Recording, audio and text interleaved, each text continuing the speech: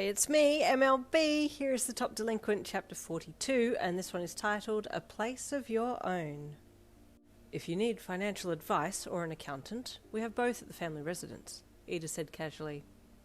Another rich boy flex, you commented with a playful snort. Thank you for the offer, but I'll be fine, you added as he squeezed his hand in yours. Iida let go of your hand and reached into his pocket to get his phone, and then dialed the builder who had been working on the apartment building ahead. A polite conversation ensued between them, and your man asked for the name of the real estate agent in charge of the property.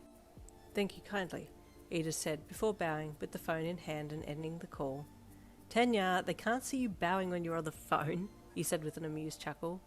But they can feel the respect, surely, he replied, pulling his phone from his ear and looking down at it before ringing the realty that were looking after the building. You chuckled and watched as he made the next call.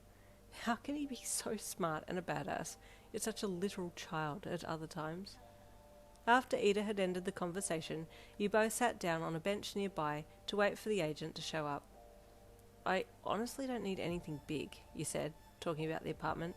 It's just me, so there's just one bedroom, and that would do. No girlfriend of mine will be staying in a small single-room apartment, Iida said, mortified. Dude, when I lived at home, I never left my room. Honestly, I don't need much, he deadpanned. Iida paused before replying, then bowing slightly. You are most correct, Yin. My apologies. It was presumptuous of me to be telling you what you needed. He apologized. It's fine, you said dismissively. You're just looking out for me. I get it. Iida smiled and then looked past you as the agent arrived. You stayed quiet while Iida introduced you both and then explained what you were after in terms of a place to stay. The agent nodded knowingly. There are a few places available here of varying sizes. He unlocked the front door of the building and led you both in. Got any single-room apartments? You asked casually. Yes, 3rd floor, I think, the agent replied, walking to the stairs, then heading up. Perfect, you smiled, following him up with Iida behind you. I don't need a big place. He walked up in front of the vacant apartment and then unlocked the door, allowing you and Iida to enter first. Oh, this is really nice, you commented as you walked around the small apartment, looking at different things. This is only slightly smaller than the maid's quarters at home, Iida said, making you give him a dead look.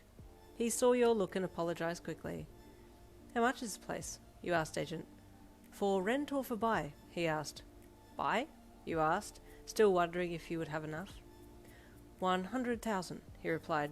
Sweet! I have enough to buy it outright, you whooped.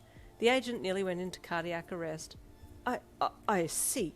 Well, let me get the paperwork together and we can start with proceedings if you like. Yeah, okay, you replied casually, running a hand over the kitchen bench top, not even fazed by the fact that you just told him that you were going to buy the whole place up front. Just then there was a knock on the door and you all looked in its direction.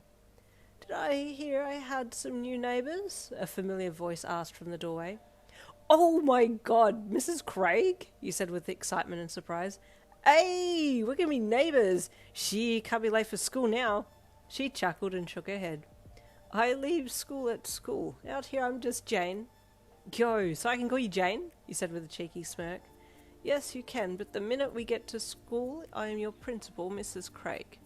I got you, you replied, giving her a knowing wink. She shook her head with quiet amusement. The agent excused himself to make some calls, and you, Iida, and Jane Craig talked about the building and how it was relatively nice compared to the other places around town. This is a nice end of town, she said. I grew up in a rough area, so I know what it's like to have to lock everything up, and even then, it's still likely to get broken into. Oh, I never thought you'd be from the hood, you said with surprise. You radiate rich vibes, no offence, you added, turning to Iida. None taken, he said with a small bow. Never judge a book by its cover, Yin. I haven't always been straight-laced, she replied with a cheeky smile. I understand you more than you'd realise. Doubt it, but okay, you thought, deciding not to say your thoughts out loud. At that point, the agent walked back in with a smile on his face and approached your small group. Well, if I can have your email address, I will forward you the paperwork to fill out, he said to you, and you nodded, stepping aside with him to give him a few details. After giving him your information, he thanked you and you all left the apartment, letting Mrs. Craig go back next door to her place. I'm actually looking forward to being neighbours with Mrs. Craig. She's pretty cool, you said to Iida. You'll come visit often, right? Every day, Iida replied with a soft smile. Once back at the Iida residence, he took you to their family accountant and helped you fill out the form for buying the apartment. Man, honestly, I don't know what I'd do without you, he said gratefully to him. I'm not trying to be soft, but literally I'd be so lost right now. It's always a pleasure, Iida said with a tender smile. You returned his smile, and the two of you went down for a late dinner. The buying of the apartment went very smoothly, thanks to the help of the Iida associates, and the end of the following week saw you getting your belongings together, ready to move in. In that time, your previous house had been handed back to the bank, and most things of your parents had been repossessed. The items in your room had all been neatly packed and were already placed in storage on Iida's property, so you didn't even need to go anywhere to get them. But your room was the only room that you'd gotten things from. Yin, would you like to get any furniture from your old house? Iida asked you on Friday afternoon after school, once you'd gotten back to his house. And there ends chapter 42. Stay tuned for chapter 43, coming tomorrow.